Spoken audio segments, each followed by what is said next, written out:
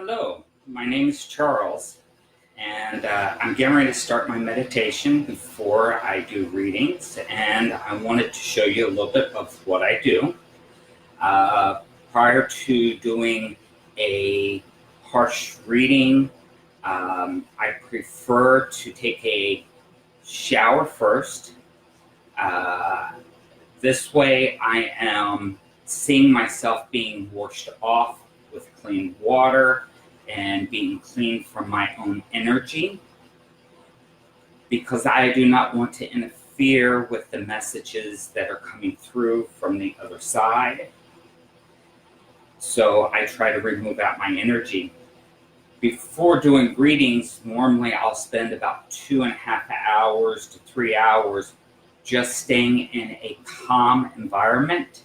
So this way I'm not interacting with anyone who has emotional issues going on, or people being rude or hyper, or I'm being rude or hyper.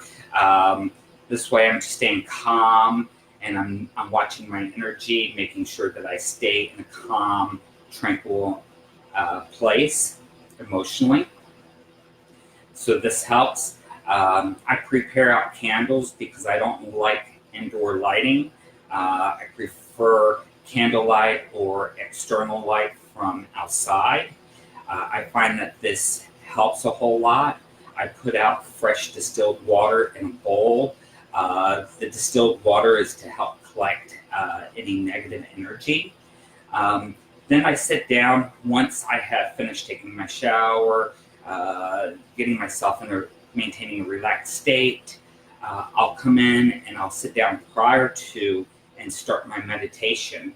And how I start my meditation is, I prefer at my age, I don't really cross my legs, but I stick one foot into the socket here in between, and then I just lay the other one over.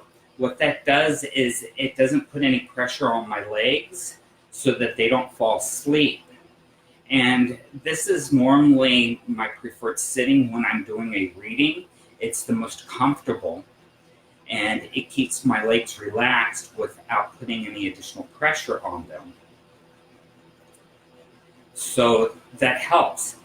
Now, when I normally sit, if you notice my clothing is very loose. I prefer white clothing. It's a reminder to me to stay clean, to watch my emotions, and to stay as pure as possible inside, and not putting any of my opinions or emotions or tying them to anything that I may see or feel internally. So now the next thing I normally do is I will start in this position here, and I will go ahead and just close my eyes normally, and I will push all the pressure towards my forehead, towards the pineal gland, to help get it open. When I'm doing this, what I am doing is I'm linking my chakras together and forcing all the energy from the base of my body upwards into the pineal gland. And what it's doing along the way is it's building the emotion of whatever is being delivered so that I can translate it. When I do a reading, I'm not really reading anything. I'm listening to the other side, and I'm translating it or transcribing the information for someone who I'm delivering the information for. I think reading is a bad terminology of what's really taking place, because I'm not reading the person, I'm translating from the other side.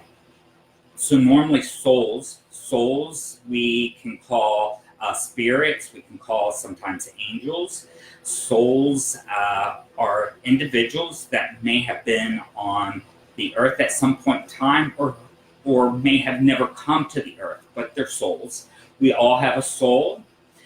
We work with soul groups that help us throughout our lives and try to keep us on track of our purpose of being here, to help us through our experiences when we need them. We don't work with just one soul, but we work with a lot of different souls. Some souls will come into our lives to help us that will be experts, but when we're done with that situation or issue, those souls will move on to help other people, and then another soul will step in. There are normally a few souls that will be around you throughout your entire journey. Their primary purpose is to watch over you. They act like gatekeepers. They try to only allow the souls that you need to come through and work with you. They try to ensure that souls do not interfere with your experience, but help you along your journey. So you kind of have like a gatekeeper to your soul on the other side to help assist you in aligning up the souls that you need to work with you. So when I do a reading, what's happening is there's many souls sitting there, and the souls combine together to deliver the person who needs to come through to connect with you, to deliver a message that is more beneficial to your life. So the souls kind of quickly gather up who needs to come through, what needs to come through, and how important is it that you get that information, and how's it going to best assist you in your current standing in life to get you moving, or to keep you on track, or to make you deal with internal emotions that you haven't dealt with, so that you can live a much more happier life. Every soul that I have dealt with has never had any ill intention behind what they're trying to do. Their primary goal is to help benefit us and our life, to move us past the issues that we have, to help us deal with our issues, to help give us the strength or knowledge to get through our life issues so that we maintain on track of our personal experience. Now, when I sit down, I get like dog pillows, and I order on eBay just a pillow casing. I prefer just to have a pillow behind me, and I lean it up against the wall to give my back support so that I can lean into the pillow. And I normally, once I'm into my deep meditation, I'll turn around, my hands will just kind of drop, and this is my posture here. So I'm not really putting any heavy weight on my legs or anything. I will normally start off my meditation and with a kind of triangle shape or a four-pointed shape, 1, 2, and then 3. 1, 2, 3, and then I go back over to 4, and that gets me my square or my triangle shape that I'm trying to accomplish. I guess I should say 2 triangles put together. This helps with my meditation. It's just a preferred position of hand gestures that I prefer. I will move my hands up to align with my chakras. I will bring it up. I will drop it down and come around. What I am doing is I'm telling my energy and the energy around me to come up, move it around, and refresh it. So I'm asking for clean energy to come in, new energy to come in, and at the same token, I'm telling it which direction I want all my energy to come into. So far, I hope that the information I'm giving you helps. Now, I will start my meditation. It may get quiet. If you have questions or things that you would like me to answer, you're more than happy to turn around and type in. I will attempt to answer it the best that I can. But at this point in time, I will end up closing my eyes. I roll my eyes to the back of my head. I straighten up my back because I want my spine and my chakras to be straightly aligned with my head. And I will turn around and go through my practice.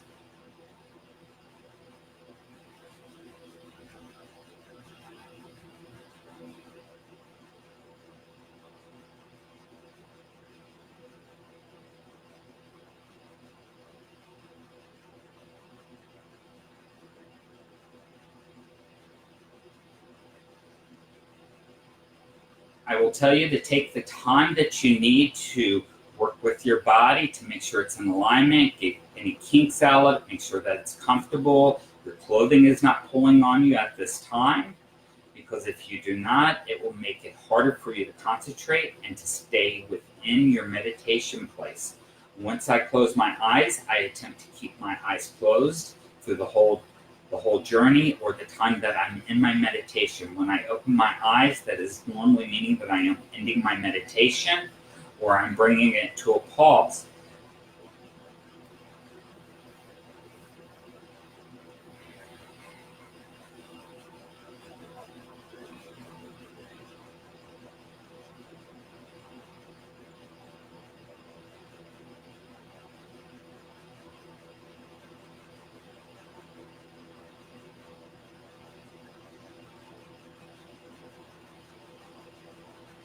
At this point in time, I let my body go and I just watch whatever my body does, and I'm watching whatever comes through my mind. And I'm not trying to control my body, nor my mind, or my emotional state. I am letting it all be and let it interact without me putting any pressure on anything.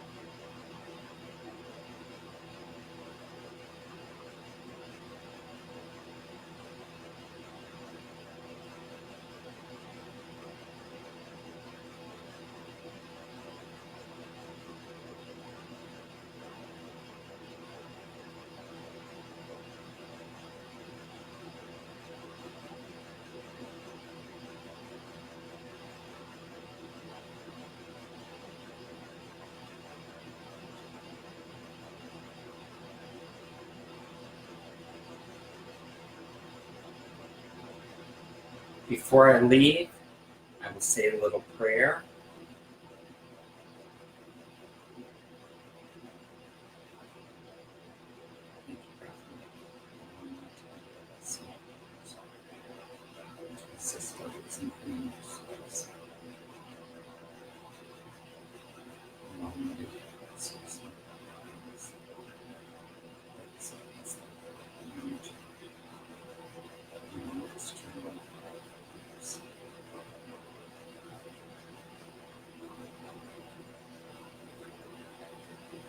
In the next few minutes, I will be leaving you. I will get myself ready and close down. I do not like to keep too much electronics within the room with me. The only electronics that I keep within the room is normally just a recording device. So this way I can send the reading or the translation to the person, because sometimes there's so much information that's coming through. I try to give them a recording. Every once in a while I'll forget to turn on the recorder and I'm already in my zone and I just can't stop to break the connection and to start messing with equipment. So I try my best to make sure that I have the recorder on. If you ever have a reading from me and you want a recording of what the session's going to be about, I would definitely tell you to remind me to make sure that the recorder is on. It's for your best interest. I know I have gone to a psychic before and I have missed little things.